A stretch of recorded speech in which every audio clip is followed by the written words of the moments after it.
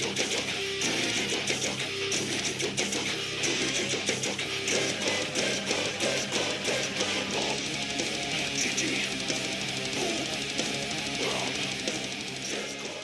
and welcome to Death Rants, a Metalocalypse podcast. Broadcasting from Mordhaus, we're here to dissect animation's most brutal show. I'm Mono, and I think we need to build a space helicopter. And she's Kira, and she's got to go outside to use the BASTHROHMNSE. Yeah, I need to go potty. Well, I mean, it's fitting because you are frequently the one who most often needs to pause the record to go to the bathroom. Almost every bathroom between here and every major city in the country because of my need to pee. Yeah, although we are managing to make it through these records without having to need to pause so that you can go and pee. Yeah. But anyway, enough about you. Enough about your urinary habits. It's time to talk Fatklok. Fatklok? AKA Fatkid at the DethHarmonic. Oh, Fatkid. Probably the most quoted episode in this house just because we like to verbally abuse one of our cats. I was going to say that, and then I was double checking what the next episode was, and there's so many good quotes in that, but we haven't even said it on this one. The fatty ding dongs. Oh, fatty ding dongs. Yeah. Oh, yeah. Space helicopter. More try not to choke, you fat tubs of shit. Is generally said when feeding said tubs of shit cats. Definitely one of the better songs off the album as well. Oh my god, I love it. Some excellent Charles stuff in this episode as well. Some excellent Murderface stuff. Great Toki too. Yeah, there's a lot to go on in this episode. But before we get into it, the usual writer, director stuff. All that jazz. Yeah, well, I think from going forward, because Antonio Canobio is always the art director every episode. And he deserves praise, but I'm not just going to continue saying his name every single episode. Similarly, fun. We've only had... It is also starting to become one of those weird nonsense words in my head now. Canobio? Yeah. Well, I mean, it's a surname. It's not like a word. But it's just kind of like Benedict Cumberbatch, where you say different iterations of it. It's still, you know who it is. The director is Chris Pernowski again, so we've only had two directors. The writers are, as always, Brendan Small, Tommy Blatcha. However, Kevin Gallagher is back. So now batting 2 out of 3 because Mordland last week's fucking excellent. This is fucking excellent.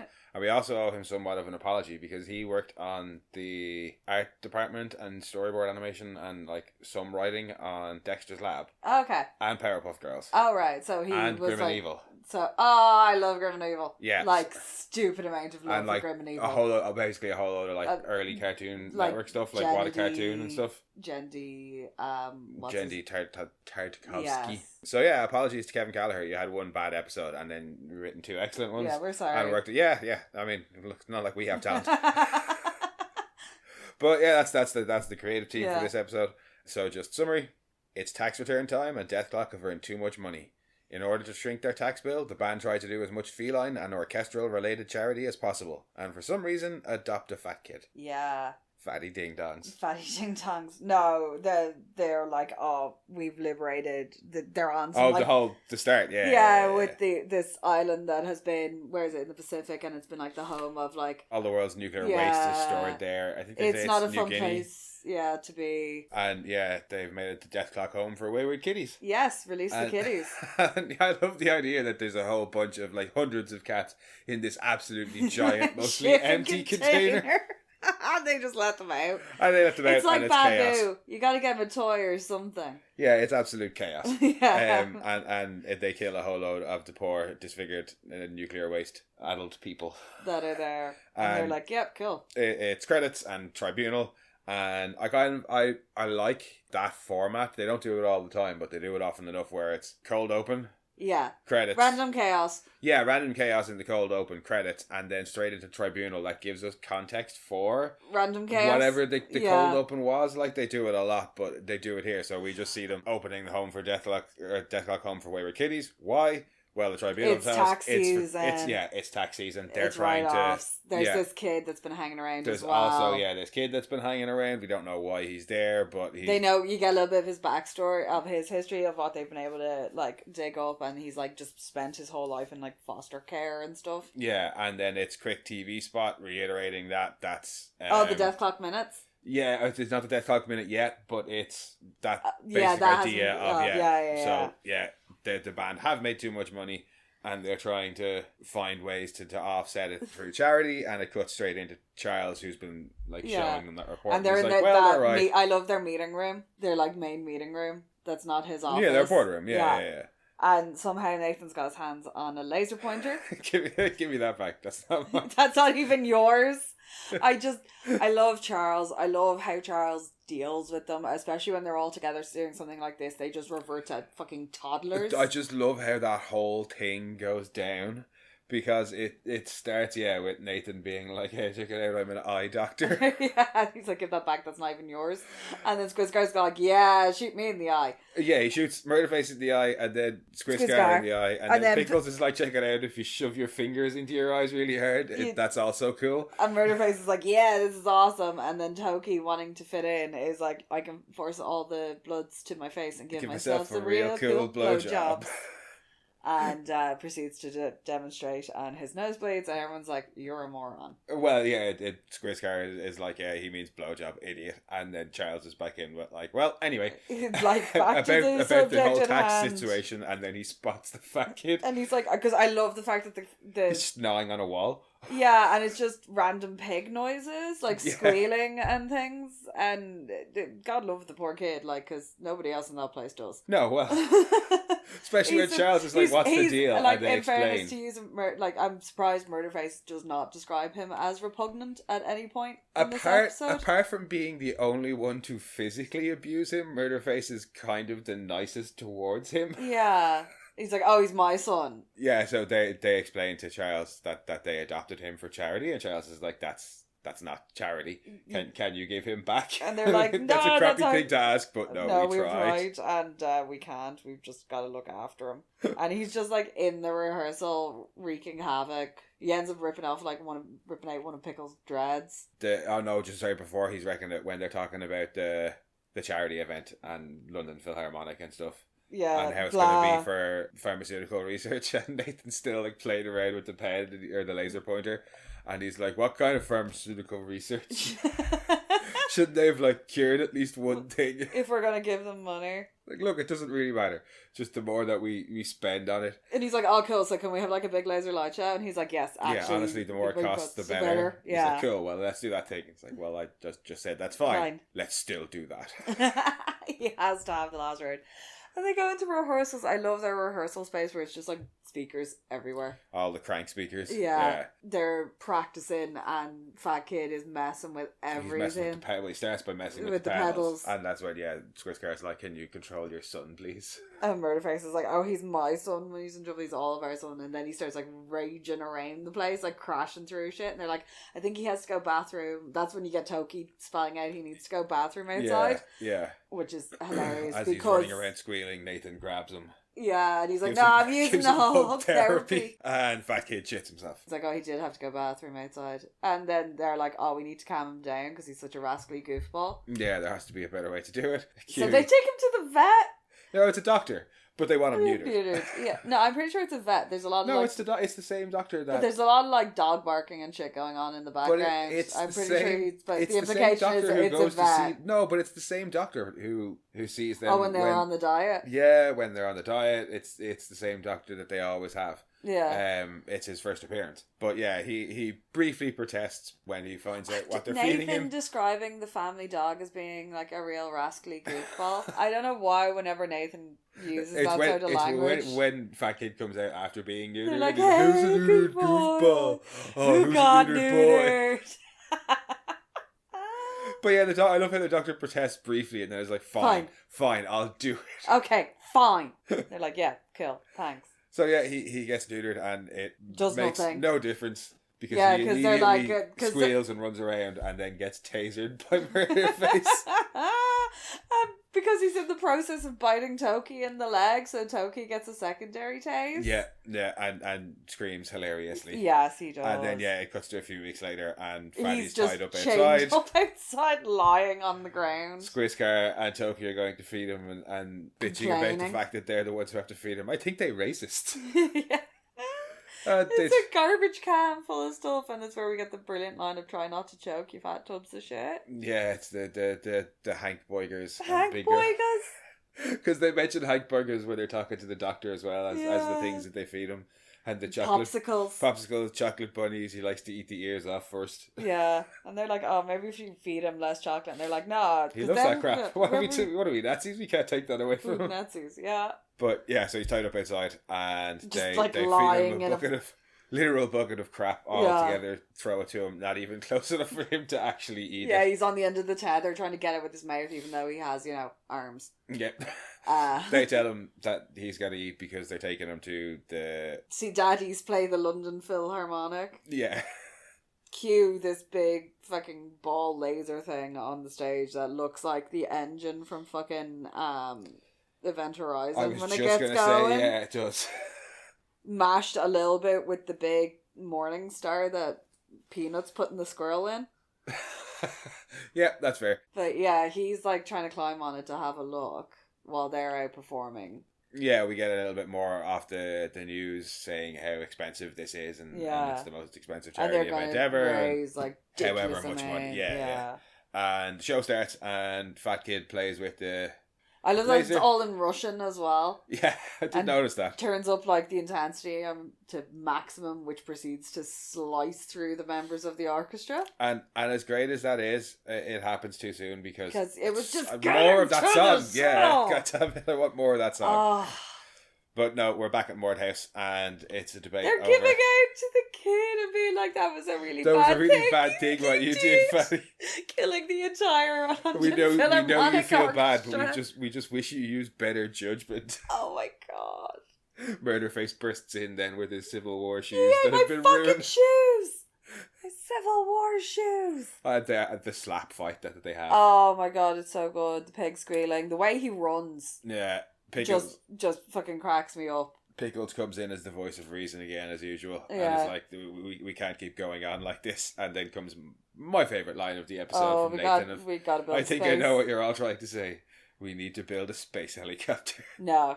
They're like, Pickles immediately is like, that's impossible, but I have a better idea. And they leave him on the cat island to get mown down by a group of feral ass cats. Yeah. What a way to go. That would not be a quick death. Nathan's comment of, oh, he'll be fine, he's fat. Just on a sidebar there, the background for the Dethklok taking off into the sunset. It's so pretty. It is very pretty. It's absolutely, we were just like looking at it going, oh, look at the kid getting like blood fountains and shit, getting like mangled by cats a la Reanimator. Yeah. That background's really pretty. Yeah. I prefer the backgrounds to follow, though, in the credits. The space. As the helicopter is flying through space, and we get the space helicopter. And then that's the episode, yeah. Yeah, take away from this. Metalheads love cats. Metalheads do love their cat. Danzig loves his cats. Danzig does love his kitty. That photo of him with the cat litter is so fucking funny. But yeah, metalheads love cats and don't understand tax returns. We're back to having a decent kill count again this week. Yeah. We had a small one last week, but we've got quite a decent one this week. Yeah, well, we got a whole orchestra. Yeah, but I'm also going to assume that members of the audience died. I take issue with it because we have 12 mutants. Yeah. Fatty at the end. Yeah. And then it just said where I get my kill count, just said the Philharmonic Orchestra. And I was like, that's lazy. Like, you told me 77 doves in the first episode. Like, you counted that shit. And now you're just telling me a Philharmonic Orchestra. So I looked up how many members a Philharmonic Orchestra has, and it's 80 to 100.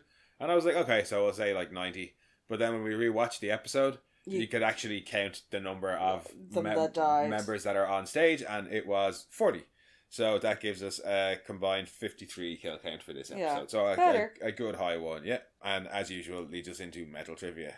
I guess I didn't know all that stuff was metal. Doctor's first appearance, mentioned that already. Yeah, I do enjoy the Doctor. And to give props then to where I get my trivia from after just shitting on them, they had a rather funny, they always have like gear that's introduced. Yeah. So like when the death phones are first introduced and stuff.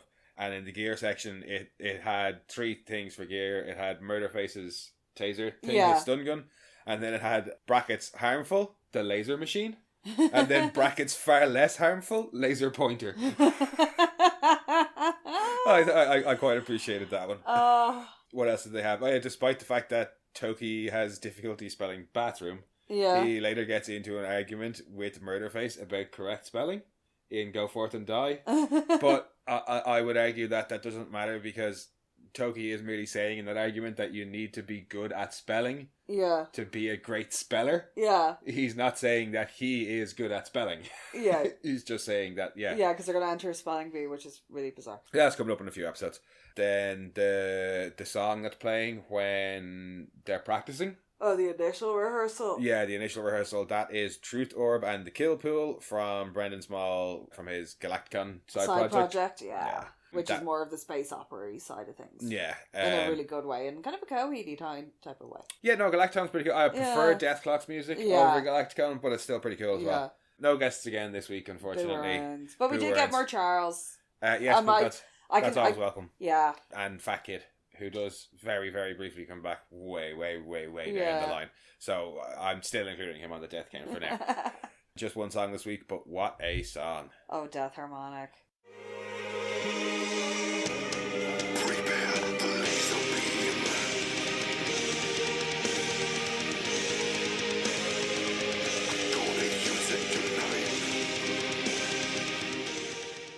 DethHarmonic. I adore DethHarmonic. Yeah, we've talked about it briefly already. Symphonic music and metal just works. It just works. Fuck it, like Sky built a whole career off taking classical music and S1E10. Oh my god, I love that album so I'm not much. even the biggest Metallica fan, and that's like S1E10 is brilliant phenomenal. album. Yeah, look, it works. And this is evidence of it working. It's an excellent song, and it also has some funny ass lyrics about not wanting to pay tax. However, it did reframe the band for me in a certain light, but I'll hold on to that for a moment. Meantime, how about most awesome moment of the episode? Oh, darn, that's awesome. That's really awesome. The kitties. Release the kitties. Release the kitties. Release the kitties. Yeah. I love Release the Kitties.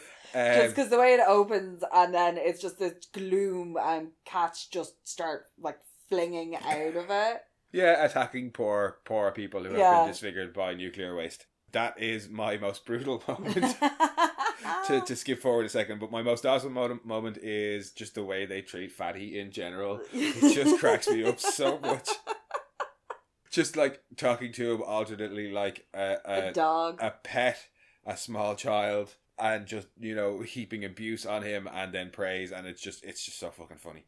So yeah, most brutal moment then? Oh, that's brutal. Oh, Pickles' dread going. Uh-huh. There's something about when Pickles gets that dread ripped out of his head and he's like, oh god! And I was like, oh, you know that hurt? Yeah. Like, that's a chunk. Oh. No, as I said for mine, it's Death by 1,000 Kitties. No, I love Death by 1,000 Kitties. Oh, so good. I know, I mean, like I say, it can be... Yeah. Most brutal doesn't have to be bad. It can be good, it can be funny, it's just brutal. And yeah, a whole bunch of poor, like, Pickles nuclear losing mutants. A whole dread. That's pretty bad. Over, and it's the front what few one. dreads he just have left, yeah. It's the front one too. It's the main support dread of the whole structure. Losing your irreplaceable Civil War shoes is pretty brutal too. Yeah, my fucking Civil War shoes. Oh, it's so good. And then, lastly, before we get into Zaz ratings and banana stickers, favourite quote. Don't quote me on that. Favourite quote from this one? Ooh, that's hard because there's some just really good lines. Like, he'll be fine, he's fat. Yeah. Oh, he'll be fine, he's fat. Like, try not to choke fat tubs of shit. Yeah, we use quite a few of them when referencing one of our cats. Fatherhood is a strange bird. I think they're racist. Yeah. There's so many in this. Yeah, I think I put it down. It's not even yours. Yeah. There are like Charles just having to power through. Pickles has a couple of great ones as well. Yeah, that's impossible. Deadpan short Pickles lines. That's the thing. Most of Pickles' lines in this episode require a greater context. They're not funny in and of themselves. Like, I think I know what you're all trying to say. We need a space helicopter. Yeah, it's just funny. Or I feel a sense of pride knowing I helped raise him. Here's a bucket of Hankboigers, big gulps, and crap, you fat tits. Yeah. So I tell you, I'm torn between those two, but no, space helicopter, and I think it's because blah of Nathan's... blah London Philharmonic, blah blah charity. Kind of a big deal. London Philharmonic, blah blah. Charles again is another one where it's to the delivery of the lines that's often so funny, so dry. Yeah, like how is that for charity? Why would that be for charity? Who's that fat kid? You know him. No, I do not know him. Who the hell is that fat kid? He is our son. But no, I think I'm going to go with space helicopter. Space helicopter? Got to build a space helicopter? Yeah. We had a dog. He was a real old rascally goofball. No, So we settle neutered him. in with space helicopter. Yeah. Even the doctor just going, okay, fine. That little, just because, yeah, I've been you, mate. Right then, on to Zaz. There are two kinds of shows out there. Those with and those without Zaz. Zaz, this is a good 8. See, now, I was going to give this a 9 until I realised something. Dethklok are like, fuck you, I'm not giving charity money. No, they want to. Yeah, it's Dethklok are billionaires who don't want to pay tax. So for that reason and that reason alone, 1 out of 10. 1 out of 10. Sorry, fuck the 1%, and they're not wanting to pay their fair share in tax. Yeah, I'm taking a moral stance on this episode. And it gets 1 out of 10. Otherwise, it would get 9 out of 10. Which is why Coldplay's your new favorite band, demolishing billionaires. Yes. It's fucking hilarious. One adulterous couple at a time. Oh, yeah. No way to date the episode. Anyway, yeah, so 8 out of 10 from you, 1 out of 10 from me. Yeah. And that's more or less it for Fatklok, aka Fatkid at the DethHarmonic. Next week is Swissklok. Swissklok. It's all about the Zaz next week. Yeah. It's all about the Zaz and amazing quotes. Because it's Pickles Nichols. The best ad of all time. I'm Toki, I slips in and out of diabetes. All of Toki's ads are great. Candy is great. It tastes like chicken. Why if candy was a chicken, Murderface's doorknobs? No, Pickles Nichols. I can't remember. It's another excellent episode. But yeah, that's Swissklok next week. As ever, guys, thanks for joining us. In the meantime, if you want, you can head back and listen to some of our previous episodes or our other podcasts, Monorants the Boys and Monorants at the Movies. Or you can come and chat with us on Blue Sky at Death Rants or send your own rants to monorantspodcast@gmail.com. And we'll chat to you all next week. Bye-bye.